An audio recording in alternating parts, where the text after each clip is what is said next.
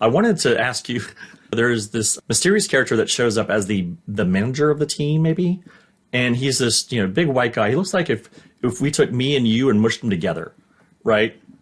He's like this. Yeah, he wasn't far off of that size either. Yeah, so Kevin and I are both bald, 50-year-old white dudes. We look about. I mean, we can pass as brothers probably. Close. And this guy looked like a version of us lumped together, and maybe it wasn't done all the way in the oven. Yeah. It's like if you've ever seen The Fly, is like Brundlefly. Yeah, that would be him.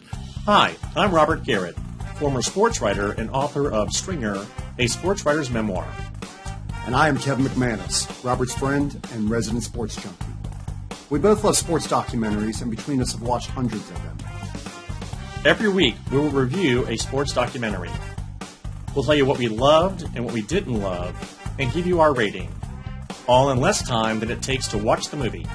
And with no spoilers. This is Sports Docs Rock. Kevin, how are you, my friend? Doing great. How are you? I'm wonderful. I know you're excited. It's World Cup premiere day, right? We've got a day to go, while we're recording this. Yeah, so we're recording on Saturday, and U.S. plays Wales on Monday. They do. Are you conflicted with that one since you are English by birth? Well, a Welshman would be pissed off that you just said English right there. So right, okay. My whole family is Foot Welsh. in mouth. Okay. But am I conflicted? Somewhat, yes, because this is Wales' first time back in, but this is also the U.S.'s first time in since 2014. Yep. So I want to see both sides do well, and only two can come out of there. And I think that as good as Wales and the U.S. may be, who's on the rest of our group?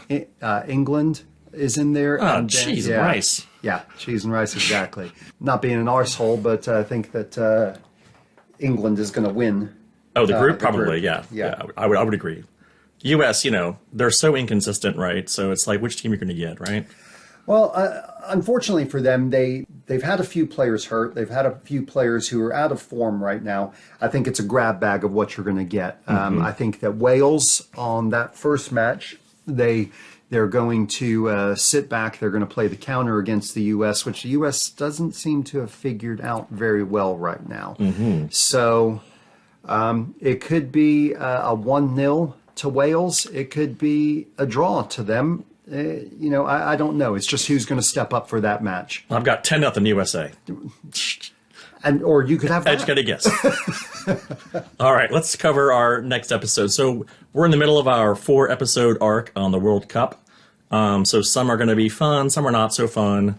Well, I say that in a tongue-in-cheek way, but this is called the Workers' Cup. This is a documentary that was put out in 2017. It runs about an hour and 132 minutes. It is on Tubi for free. I found it on AMC Plus. I've got that subscription, so it was there. It is in English primarily, but a lot of subtitles because there are a lot of people from other countries. So the summary is, inside Qatar's labor camps, African and Asian migrant workers building the facilities of the 2022 World Cup compete in a football tournament of their own. So this is, first of all, well, let me go through the summary of the documentary, and then we'll go back to my first comment. Gotcha. So this is two different views of life in Qatar. So, when they got the World Cup, they had realized that, hey, we have to build all these stadiums, right? So in a country with no infrastructure or no natural resources, they had to pretty much import labor. So thousands of labor workers went to Qatar with the dreams of, helping out the World Cup, and these, Qatar is just a gorgeous country, like the downtown part at least is. So they get, into these camps. The work is dreary. It's construction, but as an offering, like a carrot to the stick, they are allowed to play in a tournament, which each contracting company puts up a team. So it gives these workers really a respite from, this daily grind of all I saw them do was dig ditches, Kevin. That's what it looked like to me. They were just digging trenches the whole time, right? Yeah, 12, 16 hours a day, yep. 6 to 7 days a week. Right. So the documentary really covers both aspects of it, but I'm surprised it got out of the country because they did let the filmmakers, behind the scenes into the sheds where they live. They're called camps, essentially. They're called worker camps. So I'm surprised it really got out of the country, knowing how Qatar is about, being restrictive on media, right? Yeah, and I'll tell you, if I ever went to a camp like that when I was a kid, I don't think I would ever go again. It was horrendous conditions, especially when they first started out. Just no place that you would want to live. Yep. So they live in like portables, like what for the U.S. folks that went to school here. Portables are like trailers, and they've got people like they probably got 6 to 8 people in one little area. They only have a little wall that separates their area, but it's not all the way to the ceiling. The one shot that really stunned me was their bathing facilities. It was like a trough, and they were like squatting on the ground, putting water over their head out of this trough. There was like a drone shot. So, just to give you some setting and scene to what they're going through. I know, there's been a lot of articles about human rights violations. Apparently, they're trying to shore that up. The conditions were, to me, they were still livable. They weren't, they weren't horrible, but it's definitely not a, good place for a human.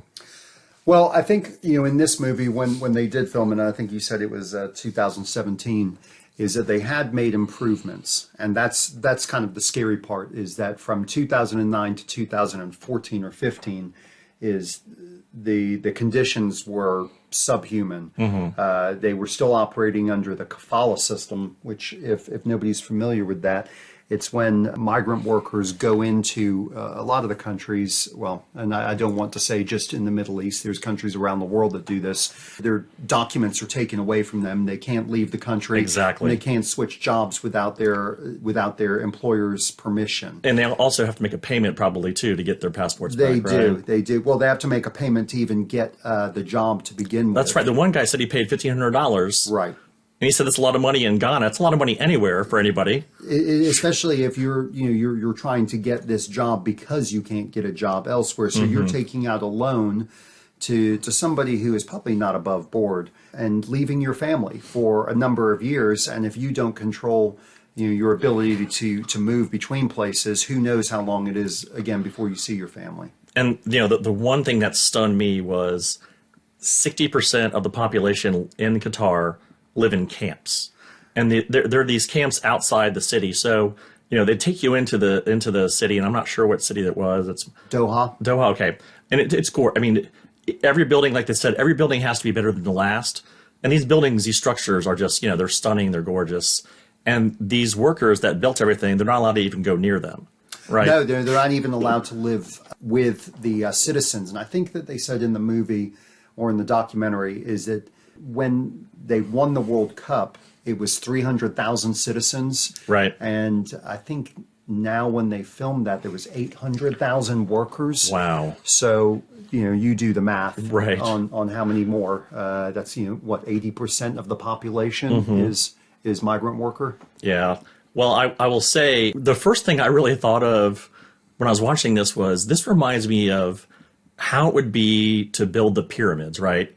You've got this workforce of hundreds of thousands of people. They're stuck outside the city. They come in every day to build the pretty stuff, and they go back to their camp. I mean, right? Yeah. Can you imagine this, like in ancient Cairo? But everybody's coming in on the camels, to build the pyramids. And they go back to their hovels, and they live their miserable life. It was pretty bad. It was. And I don't want anybody to sit here and who's listening to think that I'm beating up on Qatar or Robert's beating up on Qatar. No. Is that FIFA knew and the world knew yes. what was going to happen. They knew about the system over there. So don't hate the player, hate the game. If we're sitting here thinking that nobody's ever given a bribe or taken a bribe to get a World Cup before, I've got a bridge to sell you. Yeah, but this one was more egregious, though, because it was in, a desert country, and it's an outdoor sport, and they had nothing built, really. I mean, nothing of substance built. No, I think the one or two stadiums that they had wouldn't have been able to host a World Cup or even have a qualifying game, right? That would welcome the world. Yeah. And we'll cover that in our episode 4 when we discuss FIFA Uncovered. Sure. So we'll dive into the corruption, the obvious corruption in FIFA and our friend Sepp Blatter. But I wanted to talk about a few things that really resonated with me. The kitchen scene. So when they're showing the one guy, scooping out whatever is in that vegetable, and then one guy's chopping it, there's 5 guys throwing vegetables at this dude. He's chopping them. I mean, it's just mind numbing. And then they show him serving food, and this guy's washing this pot, and it is. I mean, it's what, 4 feet tall, Kevin? I mean, it's got to be like 150 pounds, and he's washing it by hand. Yeah.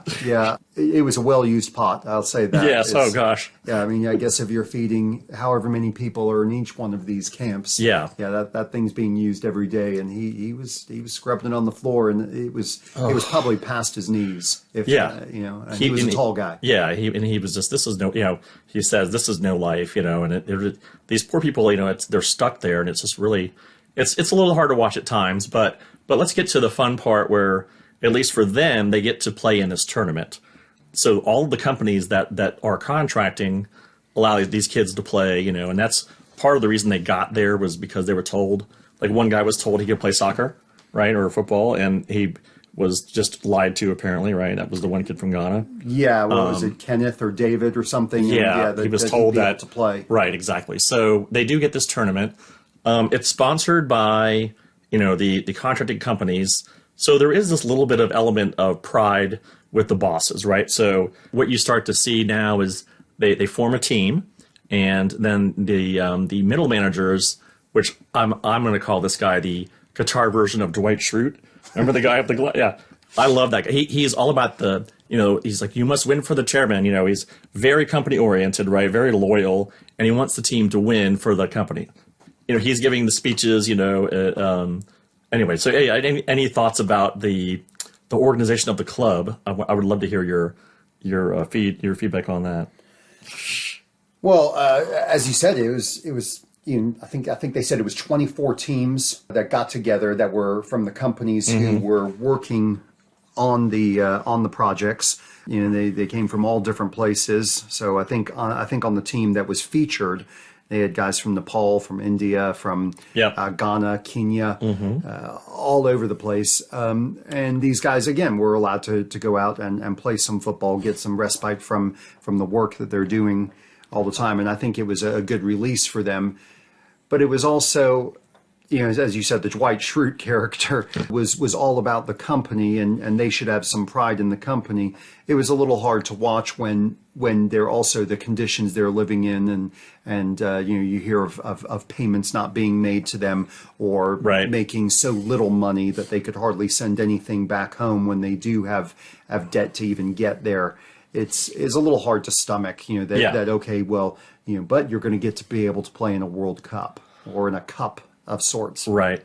Yep. So it's called the Workers' Cup, and we follow the GCC team, which reminded me of a community college for some reason. Right. And they are, so they start off a little slow, and then they get better. But I wanted to ask you, there's this mysterious character that shows up as the manager of the team, maybe, and he's this big white guy. He looks like if we took me and you and mushed him together, right? He's like this. Yeah, he wasn't far off of that size either. Yeah, so Kevin and I are both bald, 50-year-old white dudes. We look about. I mean, we can pass as brothers probably. Close. And this guy looked like a version of us lumped together, and maybe it wasn't done all the way in the oven. Yeah. It's like if you've ever seen The Fly, is like Brundlefly. Yeah, that would be him. So he's was he the owner or the manager or the chairman, or? I think he was the chairman of the GCC Corporation, or at least the manager there on the ground. I think he was an Australian guy, is what it sounded like, but he was really large. He was huge. He was a large person, and all he did was show up and shake hands with everybody and just kind of watch the match. Like no managing, no really tactics, No. He wasn't the manager of the side, right? But he was the manager of that company. He looked like a Bond villain, company. I mean, he did, yeah. If he was Goldfinger, you wouldn't have been surprised. And actually, he kind of looked like him too, right?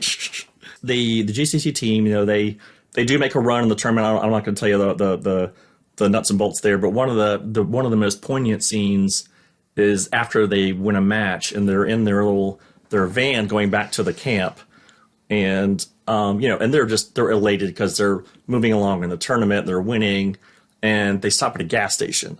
And this is their celebration. They get out and they dance at the gas station for a few minutes. And, just really, it kind of hurts your heart, that these guys don't really get the luxury to go out and celebrate like properly, right? Like go have a beer or, or have we can't have a beer in Qatar. But, just have a celebration. Anyway, that was my thought there. Yeah, it is. It's they still took joy from it, and that was Right. that was the nice thing. That's again why we're doing a conversation about documentaries is there is something about sport that does bring us joy even in the worst of times. Absolutely. Which I think that you guys could say that anyone could say these guys were going through. And I think that's the heart of this film is, sports lifting you out of your situation, even temporarily. Exactly, and I think in the previous episode we discussed Pele. I think why he was such, not only for his skill on the field, why he was such an iconic figure, but what he brought to that country and how he changed that country. These guys are changing Qatar, but going to get no recognition for it. But their love of the sport, their desire to play this, to lift themselves up from a place that we can't imagine to something better, culminating at a gas station celebration, which, we think how sad. They probably thought it was the best day they'd had in months. Absolutely. Yeah, I agree with you there. That's the one thing I took from this was, you get that momentary joy in that terrible situation. So, all right, Kevin. So let's get down to the brass tacks, if you will. What do you rate this documentary out of 1 to 5 rocks? 5 is the highest score. What you got, sir? I really liked it. I think I would give it a 3 out of 5, maybe a 3.5 out of 5. I loved the football aspect and how it does, bring you to a different place. How sport always has that ability. How it can unite people from different backgrounds, bring them something, some joy just momentarily. So I do, appreciate that. Yeah, I will say it's not intended for, if you're in the mood for something lighthearted. Definitely not that. Not your thing. But if you want to really to dive into that dichotomy of, making the best out of a bad situation, yeah, I think, 3 rocks for me as well. I think really well done. Again, I'm surprised they got it out of the country with all the footage of them and the workers. The conditions, again, they weren't like inhumane, but they were definitely the lowest of the low, low they can, the minimum, the bare minimum they can give them. Yeah, well, and again, as I said in the beginning, is that these are even better than supposedly they were from 2009 to 2015. And so I can't imagine what it was like for those first 4, 5, 6 years. All right, folks, so that concludes episode number 2. Join us next week. We're going to be reviewing Becoming Champions, another soccer or football documentary. And stay tuned for a little bit about my book if you want to hear that. If not, we'll see you next week. See you next week, Kevin. Take it easy, Robert.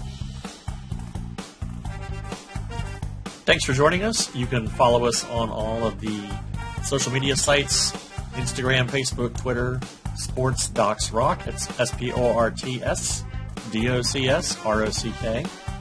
Thanks to Alec Miller for the music. Hi there. Thanks for sticking around. I wanted to tell you about my book, Stringer, a Sports Writer's Memoir. Stringer details my 7 years as a sports reporter in Central Florida. It contains loads of fun and interesting sports stories. You can read how I started my career by emptying trash at the Lakeland Tampa Tribune office. I get inspired to be a writer and craft a game story to give to the editor. He loves it and assigns me a football game, and I'm off and running. Follow me as I develop as a writer and a person, moving from covering high school sports to being on the field with the Tampa Bay Buccaneers. Stringer has been positively reviewed by best-selling sports writers such as Jeff Pearlman, John Wertheim, and Chris Ballard. It's available on Amazon and Audible. I hope you enjoy.